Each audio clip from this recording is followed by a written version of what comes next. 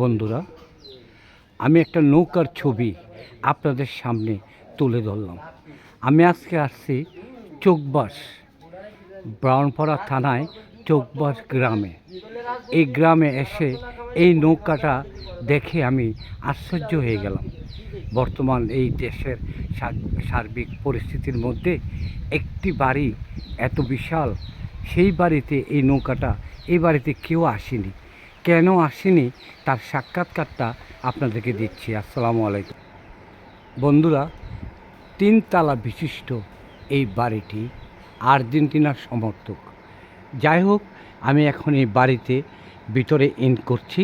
আপনারা দেখেন এই বাড়ির যে স্বত্বাধিকারী, এই বাড়ির মালিক, ওনার সাথে একটা সাক্ষাৎকার আমি নেব, আপনারা শুনবেন। একটু অপেক্ষা করুন, ধন্যবাদ। প্রিয় বন্ধুরা, তাদের বাড়ির ভিতরের একটি নেম প্লেট আমি দেখেছি। নেম প্লেটটিতে লেখা আছে অস্থায়ী নিবাস, মা রহিমা গার্ডেন। এটা হলো আপনার ব্রাহ্মণপাড়া থানায় চানলা বাজার থেকে সামান্য একটু পূর্ব দিকে, মন্দবাগ বাজারের পাশে। তো ঠিক আছে, আমি ওনার সাক্ষাৎকারটা নিচ্ছি, আপনারা শুনুন।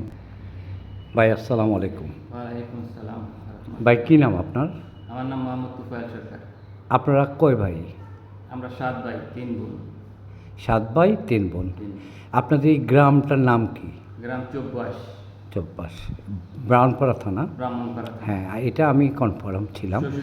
শশীদল ইউনিয়ন। আপনার দাদার নাম কি? রবিউল্লাহ সরকার। আপনার বাবার নাম? আব্দুল মুতাল্লিব সরকার। আপনার মার নাম তো পাইলাম ভাই? আমার মার নাম রহিমা। হ্যাঁ, পাইলাম। আপনার মার নামে এই বাড়িটা আপনারা নামকরণ করেছেন, এই জন্য আপনাদেরকে অনেক অনেক ধন্যবাদ। তো বর্তমান রাজনৈতিক পরিস্থিতিতে আমি দেখলাম আপনাদের বাড়ির উপরে একটা বিশাল নৌকা, একটা প্রতীক, নৌকা প্রতীক। আপনারা কি আওয়ামী লীগ করেন? জি না, আমরা কোনো দলে করি না, এটা আমার বাবার ঐতিহ্য।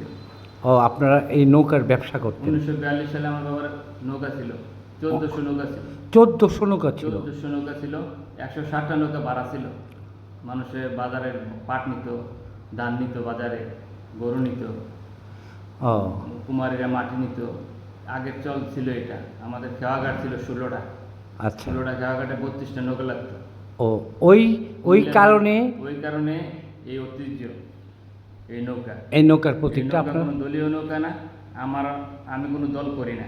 কোনো দলের সাথে যদি আমার দেখে বা কোনো দলের টেজে যদি আমার দেখে, আওয়ামী লীগ হোক, বিএনপি হোক, জামাত হোক, শিবির হোক, অন্যান্য অনেক দল আছে, কিন্তু আমি 5 লক্ষ টাকা জরিমানা দিব। গুড। আপনারা নির্দলীয়, নিরপেক্ষ, সামাজিক। এই সমাজে আপনারা কতটুকু বাড়িটা? আমাদের এই সমাজে আমাদের আব্বা, এই বাড়িটা কতটুকু? বাড়িটা 3 একর, 300 শতক। 300 শতক বাড়িটা? বাড়ির আশেপাশে চারা নিয়ে বাড়ি নিয়ে আসছি। আচ্ছা, আর বাড়ির বাহিরে? 2400 একর জমি দিয়ে গেছে আপনাদেরকে? 2400 একর? 2400 শতক, 2400 একর। 24 একর সম্পত্তি আপনাদেরকে দিয়ে গেছে। তাহলে আপনার 7 ভাই 3 বোন, আপনারা এটার মালিক। আপনাদের এই জায়গা নিয়ে কোনো ঝামেলা আছে? না, আমরা জায়গা নিয়ে কোনো ঝামেলা নেই। আমরা ঝামেলার লোক না, আমরা ঝামেলা পছন্দ করি না। আলহামদুলিল্লাহ। তাহলে এই সমাজে আপনাদের যে এত জায়গা সম্পত্তি, এত বিশাল অট্টালিকার মালিক আপনার বাপ দাদা আপনাদেরকে করে দিয়ে গেছে। আপনার এই সমাজে তো সবাই আপনাদের মতো না? না, সবাই আমাদের মতো। আমরা মানুষের সাথে জোরজুলুমে নাই। আর আমার আব্বা দাদা, তাদের ঐতিহ্য আছে, আমরা কারোর সাথে ঝগড়া নাই। আমি বলছি এটা না, আমি বলছি আপনার দাদা যে বিশাল সম্পত্তি, আপনার বাবার যে বিশাল অট্টালিকা আপনাদেরকে দিয়ে গেছে, আপনার এই গ্রামের সাধারণ অসহায় নিরীহ মানুষ যারা আছে তাদেরকে সহযোগিতা সাহায্য করেন কি না, আমি জিনিসটা জানতে চাইছি। সহযোগিতা সাহায্য আমরা এলাকা ভিত্তিক, তো ধানের জমিনে তত বেশি ফসল ইনকাম নাই, যতটুকু ততটুকু সাহায্য অনুযায়ী আমরা করেন। আলহামদুলিল্লাহ, ধন্যবাদ। আপনার সাথে এতটুকু কথা বলে অনেক ভালো লাগলো। আপনি শুধু ড্রয়িং রুমটা একটু আমরা দেখি। ইনশাল্লাহ দেখেন। আসেন। আসসালামু আলাইকুম। কারণ গ্রামের এই ড্রয়িং রুম, এটা একটা ঐতিহ্যবাহী বাড়ি, বিশাল বিশাল অট্টালিকার মালিক। এটা একটা ডাইনিং রুম, ড্রয়িং রুমটা কি উপরে? বন্ধুরা বাড়িটা কিন্তু টুপ্লেক্স। একটু ভিডিওটা বেশি হলেও আপনারা একটু দেখবেন ধৈর্য ধরে, এই জন্য আপনাদেরকে আমি অনুরোধ করছি। বাস্তব সত্যের সন্ধানের পক্ষ থেকে বিশেষ বিশেষ অনুরোধ করছি। আমি এখন দোতলায় তাদের ড্রয়িং রুমে প্রবেশ করছি। এটা একটা করিডোরের মধ্যে একটা ডাইনিং রুম।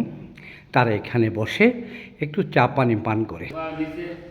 আচ্ছা ভাই সাহেব, আমি আসলাম, এখানে কেউ নেই এই বাড়িতে। উনি এই বাড়িটার একা মালিক। 7 ভাইয়ের মধ্যে উনি সবার ছোট। ওনার এটা বাড়ি, এটা ওনার নিজের বাড়ি। এই হলো দোতলা, 3 তলা ওঠার রুম। পুরাটা বাসেই টুপ্লেক্স।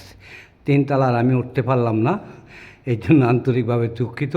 ভিডিওর টাইমটা অনেক হয়ে গেছে। যাই হোক, আপনাদেরকে দেখানোর জন্যেই আমার এই প্রচেষ্টা। ধন্যবাদ সবাইকে।